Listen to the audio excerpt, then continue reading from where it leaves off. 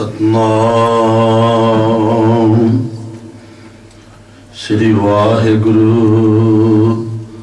साहिब जियो। दया करो दयाल, अपनी सिफत देखो।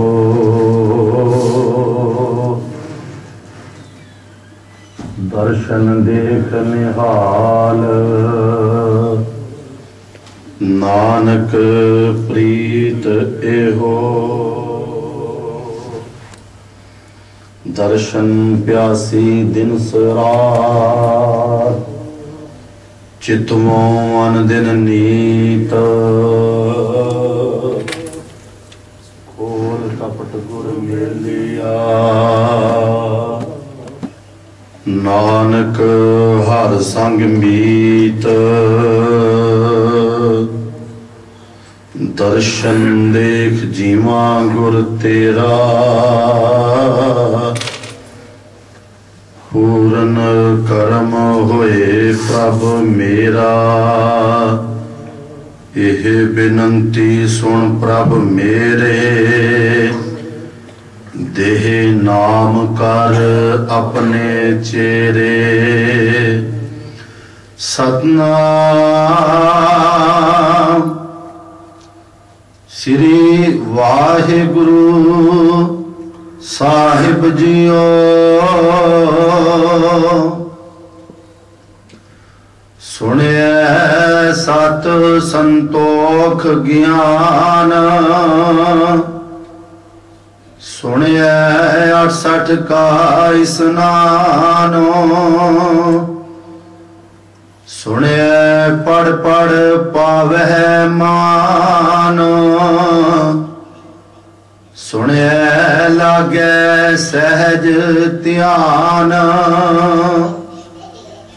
नानक भगता सदा विगास, सुनिए दुख पाप का नास।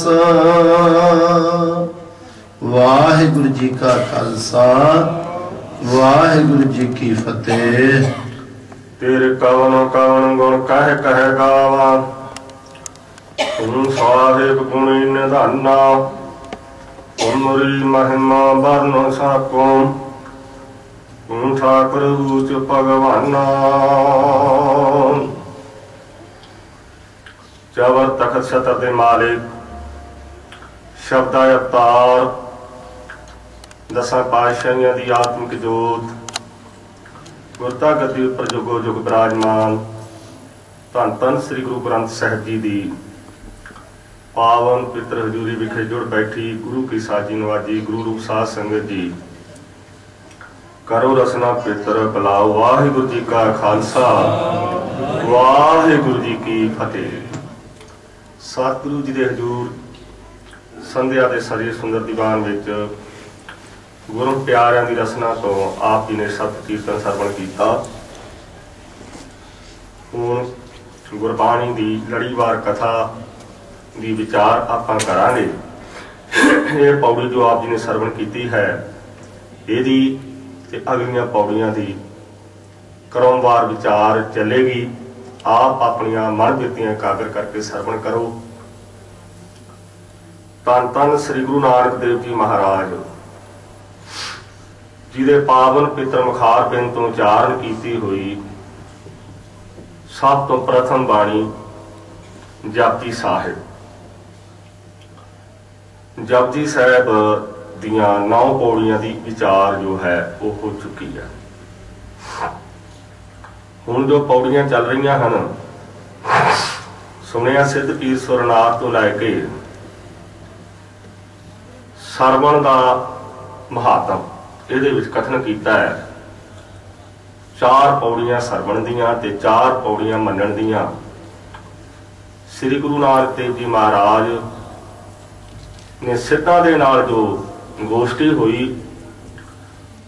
उन्हां दे सवालां दे जवाब दिते, उन्हां नूं रुद्र कीता। जपजी साहिब बाणी दे विच सारी विचारधारा सारी चर्चा गोष्ठी आउंदी है। सतगुरु सच्चे पातशाह जी हुण इस पौड़ी दे विच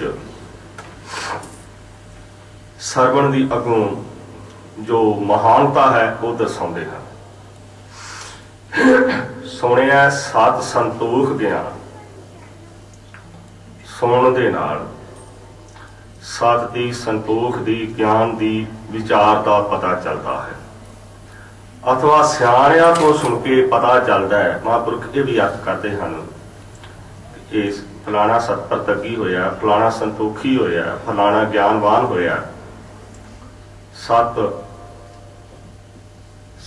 जेड़े सत विच पूरे रहे उन्हां दी विचार, जिवें राजा दशरथ अपने बचन विच पूरा उतरिया, राजा पिरथू, राजा बाल, उन्हां दी सत प्रतगियां दी विचार। संतोख जिन्हां ने संतोख धारण किया, एक चुणक नाम का रिखी होया है, वो बड़ा संतोखी मन्निया गया। उन्हां दी विचार गुरु के सिंह भाई मलियागर सिंह जदों कलगीधर पातशाह मालवे देश नूं गए ने,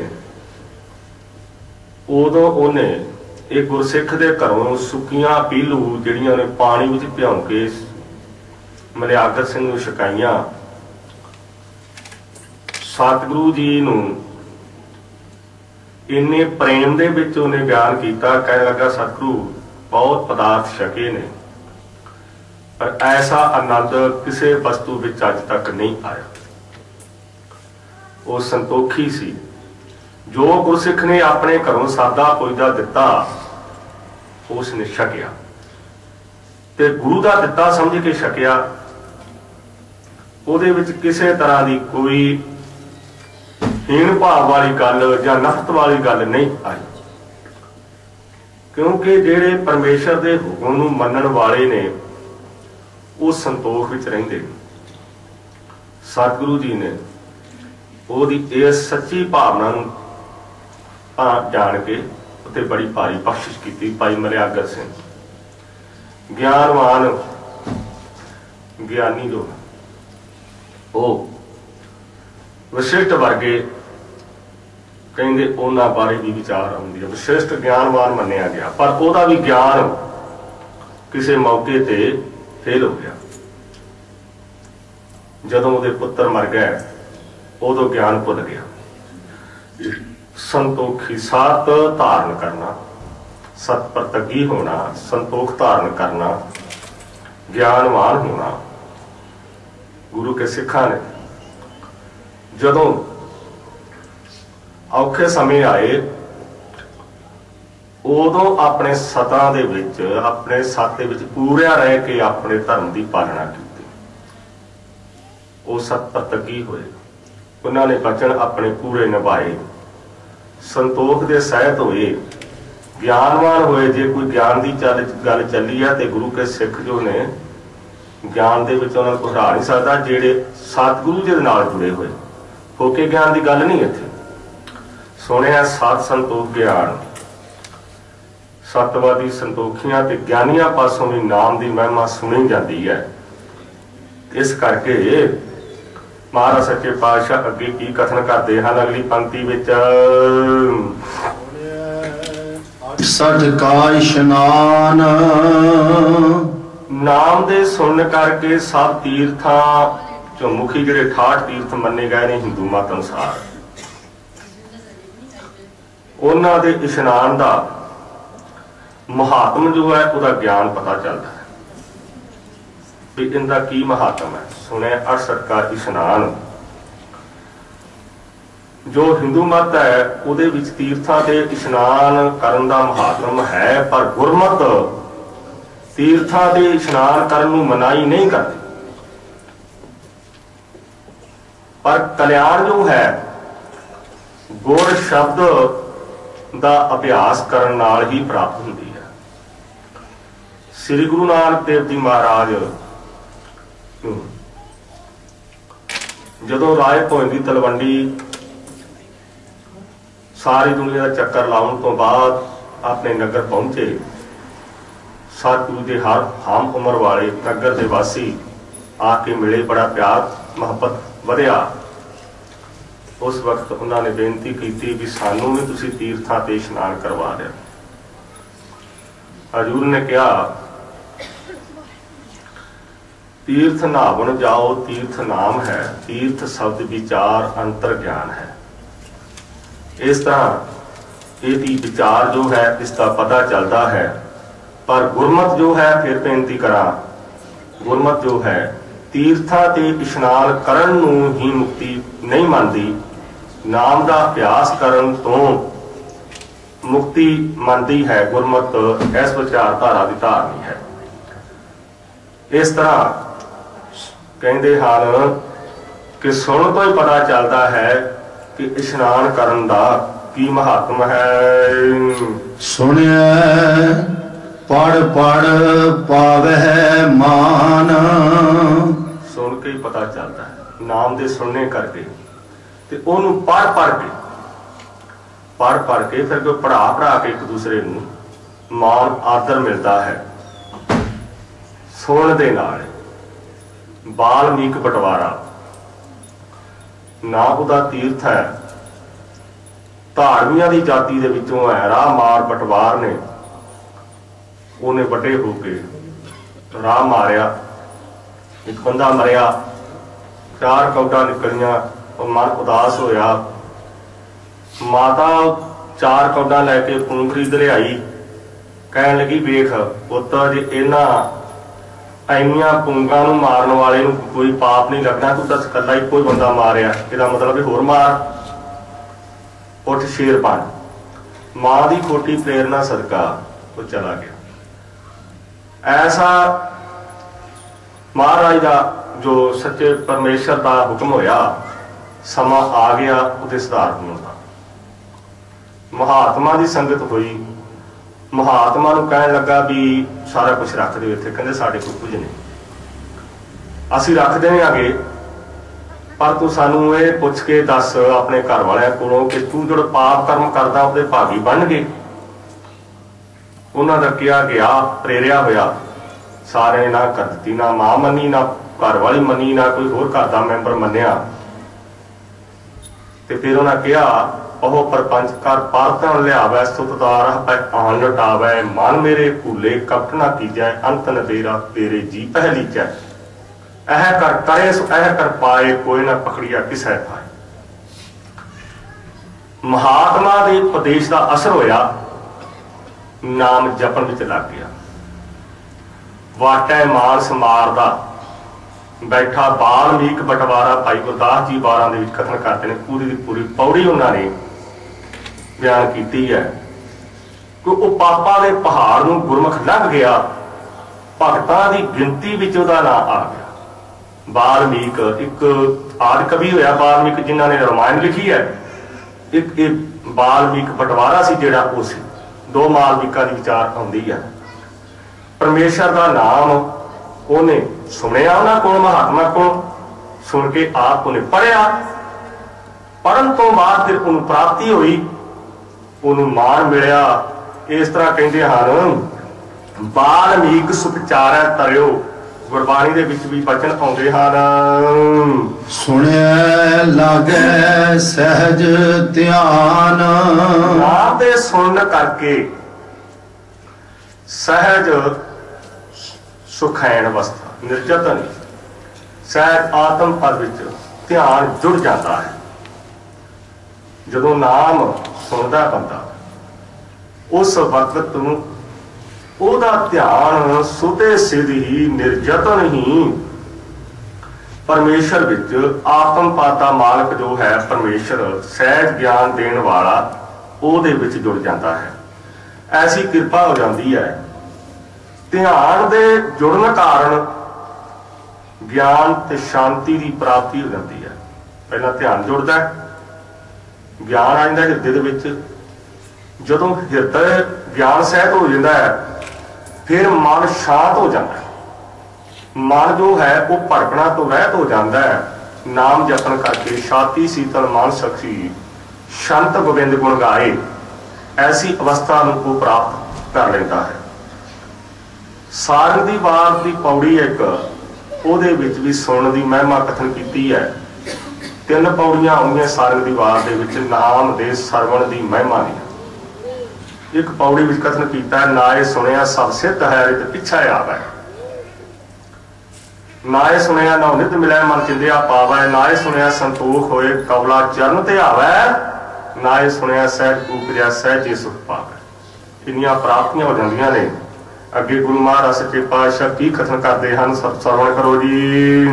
नानक भगता सदा विगास, सतगुरु पातशाह कहते हैं जिहड़े उहदे प्यारे भगत हैं उन्हां दे हिरदे दे विच सदा विगास ही खड़ा बनया रहिंदा है। सुनिया दुख पाप का नास, परमेश्वर दा नाम सुनन दे नाल दुखां ते पापां तो निवृत्ति मिलदी है। सुनिया सरा गुणा के गाहा, फिर अगली पौड़ी दे विच 11वीं पौड़ी आरंभ होने लगी है। इहदे विच महाराज कथन करते हैं, सुनिया सरा गुणा के गा, कि भाई सरा गुणा का जो सरा हरि है उस नूं गा प्राप्त कर लैंदा है। विद्वानां ने वखरे वखरे इन्हां दे अर्थ कीते ने। इहदा अर्थ जो अमृतसरी टकसाल है अमीर भंडार दे विच इस तरह का है भी कहते हैं, नाम दे सुन करके गुणा का सरा सरोवर जो वेद हैं उन्होंने गा अवगाहन भाव विचार लेता है। पर जो दमदमी टकसाल है वो कहती है कि जो परमेश्वर है सरा का गुणा का सार हरि उस नूं जीव प्राप्त कर लेता है। जाकी लीला कीमत नाहे सगल दे बहारे अवगाहे, उस दी प्राप्ति हो जाती है। सुने शेख पीर पातशाह, सुन तो पता चलता है सिखा पीरा पातशाह नाम है बादशाह का, सारे पासों परमेश्वर का नाम वड्डा सुनीदा है। उन्हां तो पता चलता है सुन दे नाल। शेख मुसलमानों दे विच एक उच्च जाति के लोग हैं, शेख उन्हां नूं कहंदे। जिवें अरब दे विच जाओ उत्थे सिखां दा राज है, उत्थे जिहड़ा UAE है सारियां दे विच शेख जो हैं वो प्रधान हैं। छोटियां छोटियां रियासतां ने ते सारियां रियासतां दे उपर वो शेख है। एक बहुत उच्च घराणे वाले लोगों नूं शेख कहा जाता। पीर जिहड़े धर्म के आचार्य आदिक, पातशाह जिहड़े बादशाह लोग राजे आदिक, सारे पासों परमेश्वर का नाम ही वड्डा सुनिया जाता है।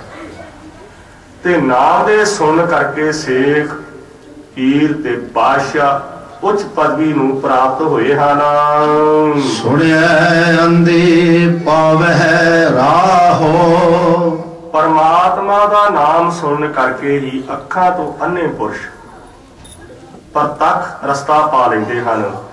ऐसी ओदी बख्शिश हो जाती है। अंधे अज्ञानी पुरुष जिहड़े ज्ञान तो रहत हैं वो भगती रूप रस्ते नूं पा लेंदे हैं। सुनिया हाथ होवे असगाहो, नाम दे सुन करके असगा समुंदर भी हथ भर हो जाता है। बेअंत साखियां इतिहास दे विच आउंदियां ने, जिहदे विच एक हनुमान जी दे समुंदर पार करन दी आउंदी है। रो विचार महाराजा रणजीत सिंह दी आउंदी है। इस तो पहला एक साखी आ जाती है। श्री गुरु रामदास जी महाराज जदों गुरता गद्दी दे के श्री गुरु अर्जन देव जी महाराज नूं अमृतसरों गोइंदवाल साहब आ गए ते उत्थे उन्होंने अपना शरीर त्याग दिता 1638 ईस्वी संमत ईस्वी विच। महाराज सच्चे पातशाह दा शरीर त्यागना सुन के भाई गुरदास जी जो आगरे गए हुए सन वो गोइंदवाल साहब पहुंचे। जिन्ने चिर नूं ब्यास दरिया के कोल अपने उन्ने चिर नूं हनेरा पै गया। बेड़ियां वाले बेड़ियां बन के आप अपने घर में चले गए। उस वक्त भाई गुरदास जी ने इस पंक्ति के उपर निश्चय करके सुनिया हाथ वैस गाहो, आप अगे लग गए ਤੇ ਪੰਕਤੀ ਇਹ ਪੜ੍ਹਨ ਲੱਗ ਪਏ। ਪਿੱਛੇ ਪਿੱਛੇ ਸੰਗਤ ਨੂੰ ਕਿਹਾ ਵੀ ਤੁਸੀਂ ਪੰਕਤੀ ਪੜ੍ਹੋ। ਤੇ ਉਹ ਜਿਹੜਾ ਬਿਆਸ ਦਰਿਆ ਸੀ ਡੂੰਘਾ, ਕਹਿੰਦੇ ਉਹਨਾਂ ਨੂੰ ਆਸਾਨੀ ਨਾਲ ਉਹ ਪਾਰ ਕਰ ਗਏ, ਹੱਥ ਕੋ ਰਹਿ ਗਿਆ। ਐਸੇ ਜਿਹੜੇ ਨਾਮ ਦੇ ਰਸੀਏ ਨੇ, ਜਦੋਂ ਪ੍ਰੇਮ ਦੇ ਨਾਲ ਨਾਮ ਸੁਣਦੇ ਨੇ ਤੇ ਜਪਦੇ ਨੇ, ਉਦੋਂ ਕਹਿੰਦੇ ਹੱਥ ਭਰ ਰਹਿ ਜਾਂਦਾ ਪਾਣੀ, ਭਾਵੇਂ ਜਿੰਨਾ ਮਰਜ਼ੀ ਡੂੰਘਾ ਹੋਵੇ। ਮਹਾਰਾਜਾ ਰਣਜੀਤ ਸਿੰਘ ਜਦੋਂ ਅੜਕ ਦਰਿਆ ਪਾਰ ਕਰਨਾ ਸੀ, ਉਸ ਵਕਤ ਜ਼ਰੂਰੀ ਹੋ ਗਿਆ ਕਿ ਬੇੜੀਆਂ ਨਾ ਡਿੱਗੀਆਂ ਜਾਣ। ਜੇ ਬੇੜੀਆਂ ਨੂੰ ਡਿੱਗਣ ਲੱਗ ਪਏ ਤਾਂ ਦੁਸ਼ਮਣ ਜਿਹੜੀਆਂ ਫੌਜਾਂ, ਸਿੱਖ ਫੌਜਾਂ ਨੇ, ਉਹਨਾਂ ਦਾ ਵੱਧ ਨੁਕਸਾਨ ਕਰ ਸਕਦਾ। ਉਸ ਵਕਤ ਅਰਦਾਸਾਂ ਸੋਧ ਕੇ ਤੇ ਦਰਿਆ ਦੇ ਵਿਚਾਲੇ ਪਾ ਦਿੱਤੇ ਬਾਬਾ ਵੀਰ ਸਿੰਘ ਔਰੰਗਾਬਾਦੀ। ਉਹਨਾਂ ਨੇ ਸੁਖਮਨੀ ਸਾਹਿਬ ਦਾ ਪਾਠ ਸ਼ੁਰੂ ਕਰ ਦਿੱਤਾ, ਆਪਣਾ ਹਾਥੀ ਖੜਾ ਕਰਕੇ ਵਿੱਚ। ਸਾਰੀ ਦੀ ਸਾਰੀ ਫੌਜ ਲੰਘ ਗਈ। ਉਸ ਤੋਂ ਬਾਅਦ ਜਦੋਂ ਬਾਹਰ ਨਿਕਲੇ, ਫੇਰ ਹੜ ਜੋ ਹੈ ਅਟਕ ਦਰਿਆ ਦੇ ਵਿੱਚ ਆਇਆ। ਅਟਕ ਜੀ ਨੇ ਅੱਜ ਤੱਕ ਕਿਸੇ ਨੂੰ ਆਪਣੇ ਅੱਗੇ ਅੜਕਾ ਨਹੀਂ ਦਿੱਤਾ। ਗੁਰੂ ਕੇ ਸਿੰਘਾਂ ਨੇ ਨਾਮ ਦੇ ਬਲ ਕਰਕੇ ਉਸ ਅਟਕ ਦਰਿਆ ਨੂੰ ਅਟਕਾ ਕੇ ਰੱਖ ਦਿੱਤਾ। ਨਾਮ ਦੇ ਵਿੱਚ, ਬਾਣੀ ਦੇ ਵਿੱਚ ਇੰਨੀ ਸ਼ਕਤੀ ਹੈ। ਇਸ ਤਰ੍ਹਾਂ ਕਈ ਇੱਥੇ ਗੁਰੂ ਪਿਆਰੇ ਇਹ ਵਿਚਾਰ ਦਿੰਦੇ ਨੇ, ਮੈਂ ਉਸ ਵਿਚਾਰ ਨਾਲ ਸਹਿਮਤ ਨਹੀਂ। ਕਹਿੰਦੇ ਮਹਾਰਾਜਾ ਰਣਜੀਤ ਸਿੰਘ ਨੇ ਜਦੋਂ ਦਰਿਆ ਪਾਰ ਕਰਨ ਤੋਂ ਪਹਿਲਾਂ ਯਤਨ ਕੀਤਾ, ਉਸ ਵੇਲੇ ਵਰਨ ਦੇਵਤੇ ਦੀ ਪੂਜਾ ਕੀਤੀ ਹੈ। ਜੇ ਵਰਨ ਦੇਵਤੇ ਦੀ ਪੂਜਾ ਦੇ ਨਾਲ ਜ਼ਰੂਰੀ ਹੈ, ਫਿਰ ਨਾਮ ਜਪਣ ਦੀ ਕੀ ਲੋੜ ਰਹਿ ਜਾਂਦੀ ਹੈ। ਇਸ ਕਰਕੇ ਇਹ ਜੋ ਵਿਚਾਰ ਹੈ ਇਹ ਗਲਤ ਹੈ। ਸ਼ਕਤੀ ਨਾਮ ਦੇ ਵਿੱਚ ਹੈ। ਜਦੋਂ ਅਸੀਂ ਸਿੱਧਾ ਨਾਮ ਦੇ ਨਾਲ ਜੁੜ ਗਏ ਹਾਂ, ਫਿਰ ਸਾਨੂੰ ਦੇਵਤਿਆਂ ਦੇ ਨਾਲ ਜੁੜਨ ਦੀ ਕੋਈ ਲੋੜ ਨਹੀਂ ਰਹਿ ਜਾਂਦੀ। ਇਸ ਕਰਕੇ ਐਸੀ ਜੋ ਵਿਚਾਰ ਹੈ ਇਹ ਗੁਰਮਤਿ ਦੇ ਅਨੁਕੂਲ ਨਹੀਂ ਹੈ। ਨਾਨਕ ਭਗਤਾ ਸਦਾ ਵਿਗਾਸ। ਇਸ ਤਰ੍ਹਾਂ ਕਹਿੰਦੇ ਹਨ ਕਿ ਜਿਹੜੇ ਗੁਰੂ ਦੀ ਕਥਨ ਕਰਦੇ ਹਨ, ਭਗਤਾਂ ਦੇ ਮਨ ਦੇ ਵਿੱਚ ਸਦਾ ਵਾਸਤੇ ਵਿਗਾਸ, ਆਨੰਦ ਖਿੜਾ ਬਣਿਆ ਰਹਿੰਦਾ ਹੈ। ਸੁਣਿਆ ਹਾਥ ਐਸ ਗਾਓ, ਨਾਮ ਦੇ ਸੁਣ ਕਰਕੇ ਸਮੁੰਦਰ ਰੂਪ ਸਵਾ ਹੱਥ ਕੋ ਭਰ ਰਹਿ ਜਾਂਦਾ ਹੈ। ਸਾਗਰ ਤਰਿਓ ਬਾਸ਼ਰ ਖੋਜ, ਖੇਤ ਨਾ ਪਾਇਓ ਨਹਿ ਪੁਨ ਰੋਜ। ਤੇ ਅੱਗੇ ਕੀ ਕਹਿੰਦੇ ਹਨ ਮਹਾਰਾਜ ਜੀ ਖੀਰ ਦੇ ਅੰਦਰ ਵਿੱਚ, ਸੁਣਿਆ ਦੁਖ ਪਾਪ ਕਾ ਨਾਸ। ਨਾਮ ਦੇ ਸੁਣਨ ਕਰਕੇ ਦੁੱਖਾਂ ਤੇ ਪਾਪਾਂ ਦਾ ਨਾਸ ਹੋ ਜਾਂਦਾ ਹੈ। ਨਿਸ਼ਚੈ ਕਰਕੇ ਜਾਣਾ ਕਰੋ। ਨਾ ਇਹ ਸੁਣਿਆ ਮਨ ਰਹਿਸੀ ਹੈ, ਨਾਮੇ ਸਾਹ ਤੇ ਆਈ, ਨਾ ਇਹ ਸੁਣਿਆ ਮਨ ਤੇਤੀ ਹੈ, ਸਭ ਭੁੱਖ ਗਵਾਈ। ਮੰਨੇ ਕੀ ਗਤ ਕਹੀ ਨਾ ਜਾਏ। ਮੰਨੇ ਦੀ ਜੋ ਗਤ ਹੈ, ਹੁਣ ਮੰਨਣ ਬਾਰੇ ਦੱਸ ਰਿਹਾ। 4 ਪੌੜੀਆਂ ਸਰਵਣ ਦੀਆਂ, ਇਹਨਾਂ ਦੀ ਸੰਪੂਰਨਤਾ ਹੋ ਚੁੱਕੀ ਹੈ। ਅੱਗੇ 4 ਪੌੜੀਆਂ ਮੰਨੇ ਦੀਆਂ ਆਉਣੀਆਂ ਨੇ। ਸਿੱਧਾਂ ਨੇ ਕਿਹਾ ਵੀ ਨਾਮ ਦੇ ਸੁਣਨ ਦਾ ਮਹੱਤਵ ਤਾਂ ਤੁਸੀਂ ਵਰਣਨ ਕੀਤਾ ਹੈ, ਨਾਮ ਦੇ ਮੰਨਣ ਬਾਰੇ ਵੀ ਕੁਝ ਦੱਸੋ, ਇਹਦੀ ਰੀਤੀ ਵੀ ਕੁਝ ਦੱਸੋ।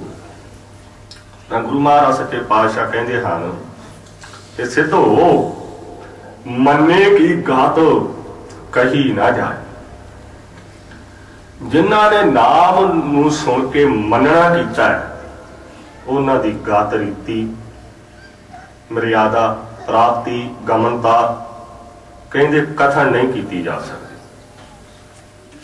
ਮੰਨਿਆ ਹੈ, ਹੁਕਮ ਨੂੰ ਮੰਨਿਆ, ਹੁਕਮ ਮੰਨਿਆ ਹੋਵੇ ਪ੍ਰਮਾਣ, ਤਾਂ ਦਰਗਾਹ ਕਾ ਮਹਿਲ ਪਾਏ ਸੀ। ਮੰਨਣ ਵਾਲੇ ਗੁਰੂ ਪਿਆਰੇ।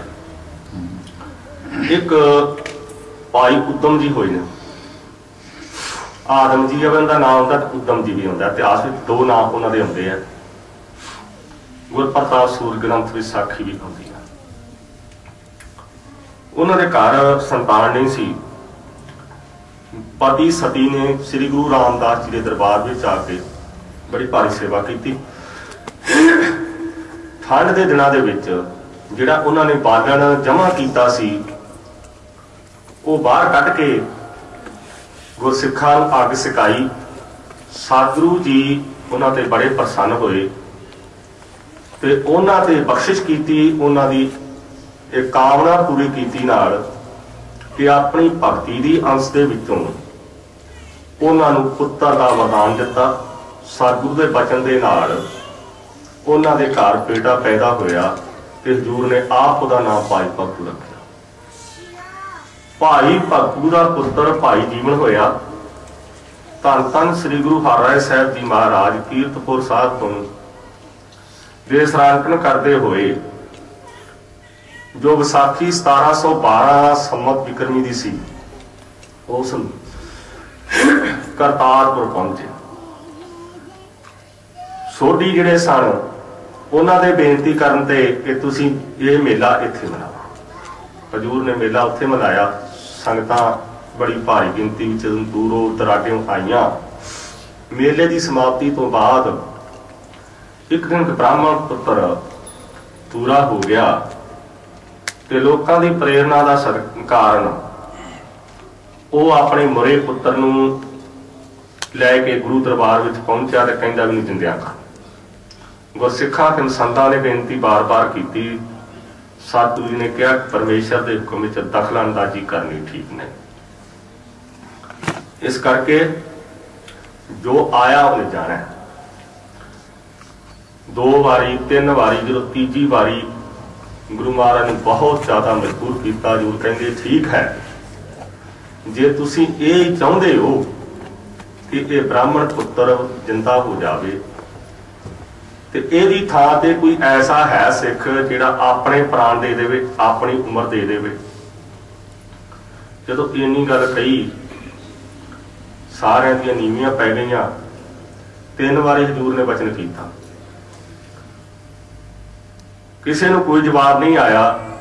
ਭਾਈ ਜੀਵਨ ਭਾਈ ਭਗਤੂ ਦਾ ਪੁੱਤਰ ਉਹਨੇ ਮਨ ਵਿੱਚ ਵਿਚਾਰ ਕੀਤੀ ਵੀ ਸਤਿਗੁਰੂ ਜੀ ਦਾ ਬਚਨ ਸਫਲਾ ਨਹੀਂ ਕੀਤਾ, ਅਸੀਂ ਕਾਹਦੇ ਸਿੱਖਾਂ। ਸਤਿਗੁਰੂ ਦੇ ਬਚਨਾਂ ਤੇ ਸਾਨੂੰ ਕੋਈ ਨਿਸ਼ਚਾ ਨਹੀਂ। ਉਥੋਂ ਅੰਤਰ ਆਤਮੇ ਉਹਨੇ ਬੇਨਤੀ ਕੀਤੀ ਕਿ ਸਤਿਗੁਰੂ ਜੀ ਮੈਂ ਤੁਹਾਡੇ ਪਹਿਲੇ ਬਚਨ ਨੂੰ ਨਹੀਂ ਮੰਨ ਸਕਿਆ, ਮੈਂ ਖਿਮਾ ਜਾਚਨਾ ਕਰਦਾ। ਤੀਜਾ ਬਚਨ ਮੰਨਣ ਲੱਗਾ, ਮਹਾਰਾਜ ਮੈਂ ਸੇਵਾ ਵਿੱਚ ਹਾਜ਼ਰ। ਉਹਨੇ ਗੁਰਮੁਖ ਪਿਆਰੇ ਨੂੰ ਜਾ ਕੇ ਸਤਿਗੁਰੂ ਜੀ ਦਾ ਆਰਾਧਨ ਕਰਨ ਤੋਂ ਬਾਅਦ ਆਪਣਾ ਸਰੀਰ ਤਿਆਗ ਦਿੱਤਾ ਤੇ ਬ੍ਰਾਹਮਣ ਦਾ ਪੁੱਤਰ ਜੀਵਤ ਹੋ ਗਿਆ। ਜਦੋਂ ਸਤਿਗੁਰੂ ਜੀ ਨੂੰ ਖਬਰ ਮਿਲੀ, ਗੁਰੂ ਨੇ ਕਿਹਾ ਸਾਡਾ ਕਿਹੜਾ ਪੁੱਤਰ ਹੈ ਜਿਹਨੇ ਆਪਣੇ ਪ੍ਰਾਣ ਤਿਆਗ ਦਿੱਤੇ। ਗੁਰਸਿੱਖੀ ਐਸੀ ਹੈ, ਗੁਰਸਿੱਖੀ ਵਿਖਾਵੇ ਦੀ ਨਹੀਂ। ਵਿਖਾਵੇ ਨਾਲ ਗੁਰਸਿੱਖੀ ਪ੍ਰਾਪਤ ਨਹੀਂ ਹੁੰਦੀ, ਅੰਦਰੋਂ ਸਿੱਖੀ ਹੋਣੀ ਚਾਹੀਦੀ ਹੈ।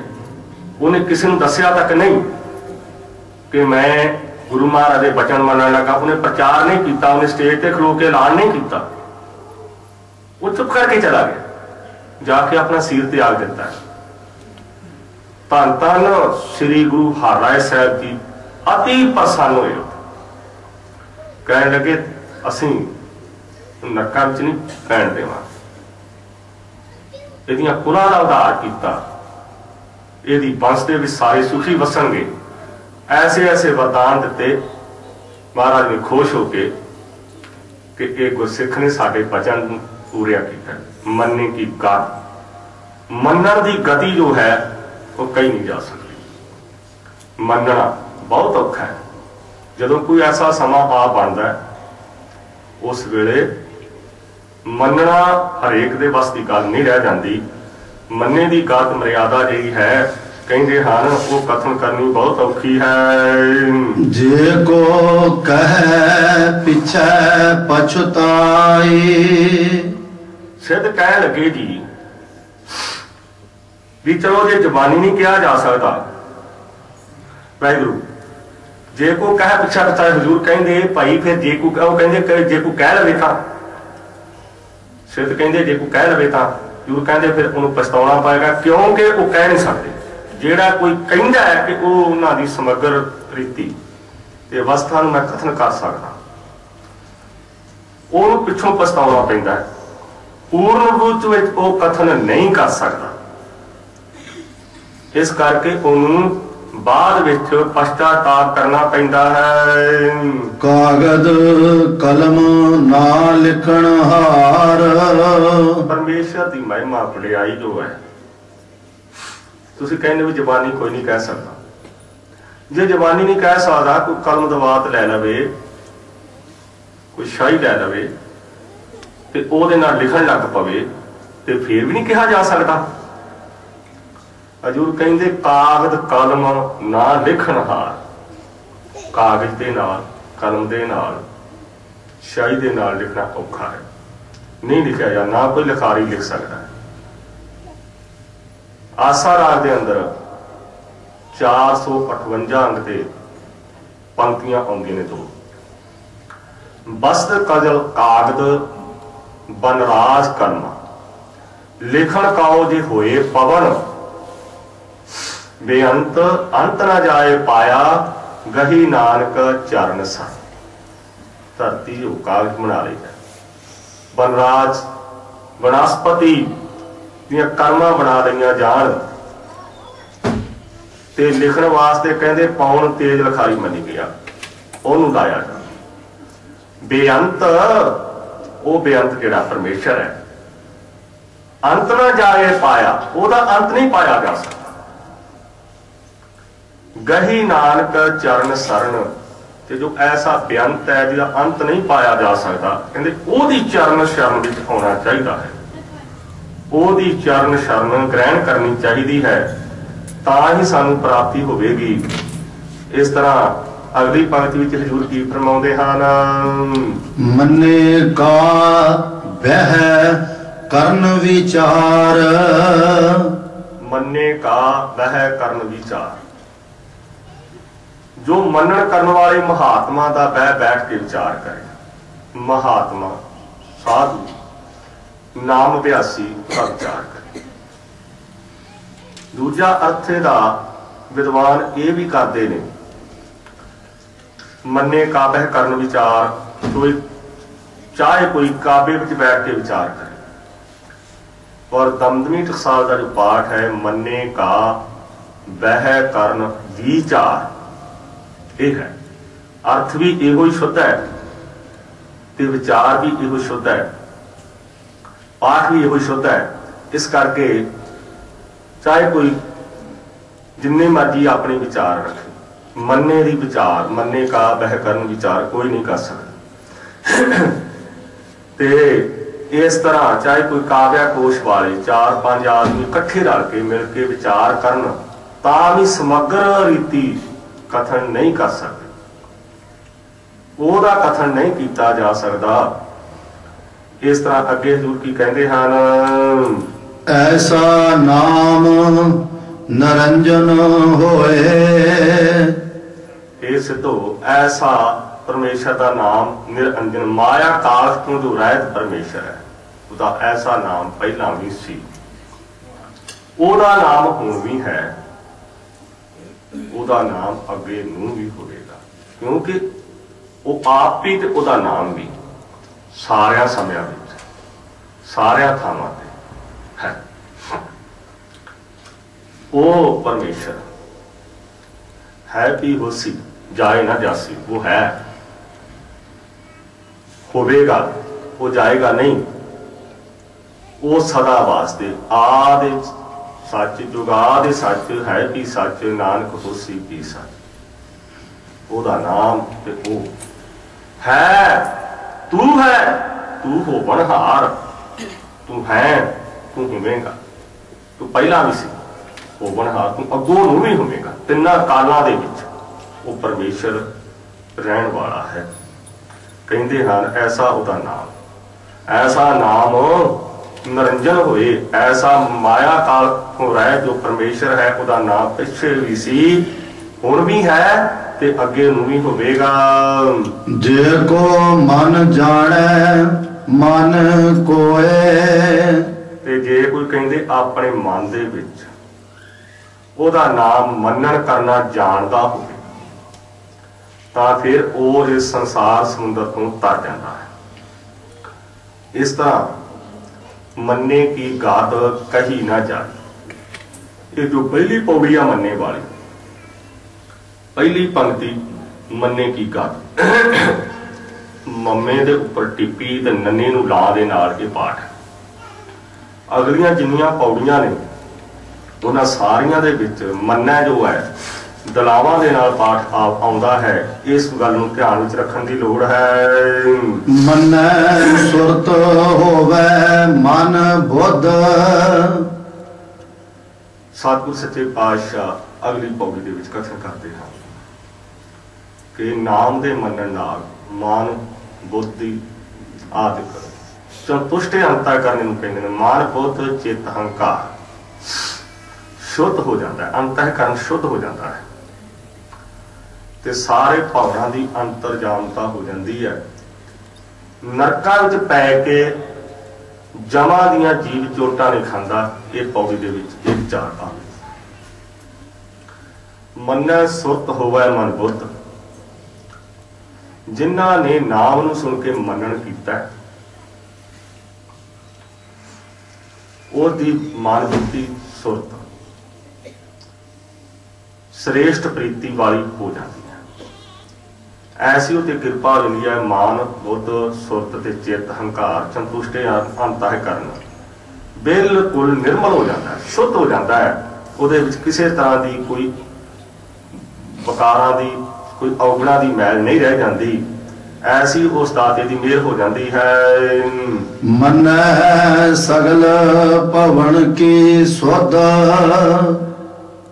ਜਿਨ੍ਹਾਂ ਨੇ ਨਾਮ ਨੂੰ ਸੁਣ ਕੇ ਮੰਨਣਾ ਕੀਤਾ ਹੈ, ਨਾਮ ਨੂੰ ਸੁਣਿਆ ਮੰਨਿਆ ਮਨ ਕੀਤਾ ਭਾਓ ਅੰਤਰਗਤ ਤੀਰਥ ਮਲ ਨਹਾਓ। ਜਿਹੜਾ ਸੁਣ ਕੇ ਮੰਨਣਾ ਕੀਤਾ ਹੈ। ਮੰਨੈ ਸਗਲ ਭਵਨ ਕੀ ਸੁਧ। ਉਹਨਾਂ ਨੂੰ ਸਾਰੇ ਭਵਨਾਂ ਦੀ ਸੁਧ ਗਿਆਤ ਹੋ ਜਾਂਦੀ ਹੈ। ਸਾਰੀ ਉਹਨਾਂ ਨੂੰ ਜੋ ਗਿਆਨ ਸਾਰਾ ਗਿਆਨ ਹੈ ਉਸ ਦੀ ਪ੍ਰਾਪਤੀ ਹੋ ਜਾਂਦੀ ਹੈ। ਉਹ ਐਸੀ ਅਵਸਥਾ ਨੂੰ ਪ੍ਰਾਪਤ ਕਰ ਲੈਂਦੇ ਹਨ। ਮੰਨੈ ਮੋਹ ਛੋਟਾ ਨਾ ਖਾਏ। ਨਾਮ ਦੇ ਮੰਨਣ ਨਾਲ ਪ੍ਰਤੱਖ ਸੱਟਾਂ ਜਾਂ ਸੰਸਾਰ ਦੇ ਦੁੱਖਾਂ ਦੀਆਂ ਸੱਟਾਂ ਨੂੰ ਨਹੀਂ ਖਾਂਦਾ। ਸੰਸਾਰ ਵਿੱਚ ਰਹਿੰਦਾ ਹੋਇਆ ਛੋਟਾ ਨਹੀਂ ਖਾਂਦਾ। ਕਿਸੇ ਤਰ੍ਹਾਂ ਦੀ ਕੋਈ ਸੱਟ ਨਹੀਂ ਵੱਜਦੀ, ਕੋਈ ਚੋਟ ਨਹੀਂ ਵੱਜਦੀ, ਕੋਈ ਦੁੱਖ ਨਹੀਂ ਮਿਲਦਾ। ਤੇ ਅੰਤ ਸਮੇਂ ਜਦੋਂ ਪ੍ਰਾਰਬਧ ਪੂਰੀ ਹੋ ਜਾਂਦੀ ਹੈ, ਉਮਰ ਪੂਰੀ ਹੋਣ ਤੋਂ ਬਾਅਦ ਪੰਜ ਭੂਤਕ ਸਰੀਰ ਆਤਮਾ ਛੱਡ ਕੇ ਚਲੀ ਜਾਂਦੀ ਤੇ ਆਤਮਾ ਅੱਗੇ ਚਲੀ ਜਾਂਦੀ ਹੈ। ਉਸ ਵੇਲੇ ਕਹਿੰਦੇ ਅੰਤ ਸਮੇਂ ਜਮਾਂ ਦੀਆਂ ਚੋਟਾਂ ਸੱਟਾਂ ਨੂੰ ਮੂੰਹ ਤੇ ਨਹੀਂ ਖਾਣਾ ਪੈਂਦਾ। ਉਹ ਚੋਟਾਂ ਉਹਨਾਂ ਨੂੰ ਮਾਰਦੇ ਜਿਹੜੇ ਨਾਮ ਨਹੀਂ ਜਪਦੇ, ਜਿਹੜੇ ਮੰਨਣ ਨਹੀਂ ਕਰਦੇ ਨਾਮ ਦਾ, ਉਹਦਾ ਅਭਿਆਸ ਨਹੀਂ ਕਰਦੇ। ਜਿਹੜੇ ਨਾਮ ਜਪਦੇ ਨੇ, ਨਾਮ ਵਿੱਚ ਲੀਨ ਰਹਿੰਦੇ ਨੇ, ਉਹਨਾਂ ਨੂੰ ਜਮਾਂ ਦੇ ਦੁਆਰ ਤੇ ਜਾ ਕੇ ਫਿਰ ਮਾਰ ਨਹੀਂ ਖਾਣੀ ਪੈਂਦੀ। ਐਸੀ ਉਹਨਾਂ ਤੇ ਕਿਰਪਾ ਹੋ ਜਾਂਦੀ ਹੈ। ਉਸ ਅੱਗਾ ਪਿੱਛੇ ਢੋਈ ਨਹੀਂ, ਇਸ ਅੰਦਰ ਨਿੰਦਾ ਮੁਕਾਮ ਪਿਆ। ਜਿਹੜੇ ਮਾਰੇ ਨੇ ਉਹਨਾਂ ਦੀ ਇਹ ਹਾਲਤ ਹੋ ਜਾਂਦੀ ਹੈ। ਪਰ ਜਿਹੜੇ ਨਾਮ ਜਪਣ ਵਾਲੇ ਨੇ ਉਹਨਾਂ ਨੂੰ ਜੇ ਕਿਤੇ ਉਹ ਪਰਲੋਕ ਵਿੱਚ ਚਲੇ ਜਾਂਦੇ ਆ, ਧਰਮਰਾਜ ਦੀ ਦਰਗਾਹ ਵਿੱਚ ਵੀ ਚਲੇ ਜਾਂਦੇ ਆ, ਤੇ ਉਹਨਾਂ ਦਾ ਬੜਾ ਭਾਰੀ ਆਦਰ ਸਤਿਕਾਰ ਕੀਤਾ ਜਾਂਦਾ ਹੈ। ਰੇ ਰੇ ਦਰਗਾਹ ਕਹਿ ਨਾ ਕੋ ਆਓ ਬੈਠ ਆਦਰ ਸੁਭਤੇ।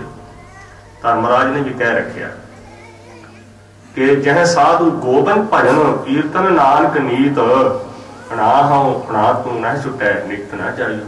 ਜਿੱਥੇ ਸਾਧੂਆਂ ਦੀ ਸੰਗਤ ਦੇ ਵਿੱਚ ਰਹਿ ਕੇ ਉਹ ਪਰਮੇਸ਼ਰ ਦੇ ਪਿਆਰੇ ਉਹਦਾ ਜਸ ਕਥਨ ਕਰਦੇ, ਤੁਸੀਂ ਉੱਥੇ ਭੁੱਲ ਕੇ ਵੀ ਨਹੀਂ ਜਾਣਾ। ਜੇ ਤੁਸੀਂ ਇਹ ਗਲਤੀ ਕਰ ਲਈ, ਨਾ ਹੋਣਾ ਤੂੰ ਨਾ ਛੁਟੈ ਨਿਤ ਨਾ ਜਾਈਓ। ਨਾ ਮੈਂ ਛੁੱਟਾਂਗਾ, ਨਾ ਤੁਸੀਂ ਛੁੱਟੋਗੇ, ਨਾ ਸਾਡੀ ਧਰਮ ਪੂਰੀ ਛੁੱਟੇਗੀ। ਇਸ ਕਰਕੇ ਇਸ ਗੱਲ ਦਾ ਧਿਆਨ ਰੱਖਣ ਦੀ ਲੋੜ ਹੈ। ਕਹਿੰਦੇ ਉਹਨਾਂ ਨੂੰ ਜਮਾਂ ਦੀਆਂ ਚੋਟਾਂ ਨਹੀਂ ਖਾਣੀਆਂ ਪੈਂਦੀਆਂ। ਮੰਨੈ ਜਮ ਕੈ ਸਾਥ ਨਾ ਜਾਏ। ਤੇ ਫਿਰ ਜਮਾਂ ਦੇ ਨਾਲ ਵੀ ਉਹਨੂੰ ਜਾਣਾ ਪੈਂਦਾ, ਕਿਉਂਕਿ ਜਿਹੜੇ ਗੁਰਸਿੱਖ ਹੁੰਦੇ ਨੇ, ਜਿਹੜੇ ਸਿਮਰਨ ਭਜਨ ਕਰਨ ਵਾਲੇ ਨੇ, ਨਾਮ ਦੇ ਰਸੀਏ, ਉਹ ਕਿਸੇ ਸਵਰਗ ਲੋਕ ਦੀ ਪ੍ਰਾਪਤੀ ਦੀ ਇੱਛਾ ਰੱਖ ਕੇ ਕੋਈ ਚੰਗਾ ਕਰਮ ਜਾਂ ਸਿਮਰਨ ਭਜਨ ਨਹੀਂ ਕਰਦੇ। ਉਹ ਨਾਮ ਜਪਦੇ ਨੇ ਕਲਿਆਣ ਹਿਤ, ਤੇ ਜਿਹਦੀ ਕਲਿਆਣ ਹੋ ਗਈ ਉਹਨਾਂ ਨੂੰ धर्मराजे के दरबार में पेश होने की कोई लोड़ नहीं पैंदी, क्योंकि पुन्नी पापी आखण ना है, वो कामना तो रहत सिमरन करते हैं, तपस्या करते हैं, परमेश्वर का चिंतन करते हैं। ते उस तो बाद जदों उन्हां दी उम्र बिहाज जाती है, फिर वो सीधे परमेश्वर की दरगाह विच जाते हैं। नाम दे मनण नाल ये जीव अंत समय जमा दे नाल नरकां नूं नहीं जांदा, कदे नरकां दे दुखां नूं नहीं भोगदा, उन्हां नूं बड़े सत्कार दे नाल रामगण लैके जाते हैं। ऐसी विचार मिलती है। जिवें कहंदे अजामल एक राज दरबार दे विच पंडित कथा करया करता सी, कनौज शहर दे अंदर रहिंदा सी। बड़ा आदरमान सी, पिता पुरखी धंधा तुरिया आउंदा सी, पर किस्मत माड़ी वेसवा दे नाल शादी कराउण तों रोजी भी गई, राज दरबार विचों कढ़िया गया, समाज वालों धिक्कारिया गया, नगर विचों रह नहीं सकता, बाहर जाके उन्हें अपना ठिकाना बनाया, संतान हुई, पर मन दे विच पछतावा बहुत है। आखिर दे समय परमेश्वर नूं चेते करदियां करदियां उहदे प्राण चले गए। फिर उन्होंने जामने ध्यान अजामल पापी जग जाना निमख माहे निस्तार। अजामल पापी जग जानता सी, निमख काल दे विच उहदा निस्तारा हो गया। ऐसी उते कृपा हो गई। कणका हुई है सिमरन भजन करके, दो कणका हुई ने। एक राजा जनक दे राज विच मिथिलापुरी दे विच वो भी सारी रात जागती रही, मन में गिलानी आ गई तो परमेश्वर का सिमरन भजन करने जुट गई। अखीर वो परम पदवी नूं प्राप्त हुई। एक गणका जो सी उहदा नाम पिंगला सी, ते इस तरह उन्हें भी साधु की संगत करन ते तोता लैके उन्होंने नाम जपाया। तोते ने सप ने तोते नूं डंग मार के मारिया, नाल उहनूं भी मारिया, दोनों की मौत हो गई ते वो दोने कल्याण नूं प्राप्त। गणका उदरी हर कह तोत। इस तरह गणका पापण होए कह, पापण दा गलहार प्रोता भाई गुरदास जी ने ये पूरी पूरी पौड़ी उच्चारण की है। गई बैकुंठ बिबान चढ़, नरका विच न खाधो सुगुता,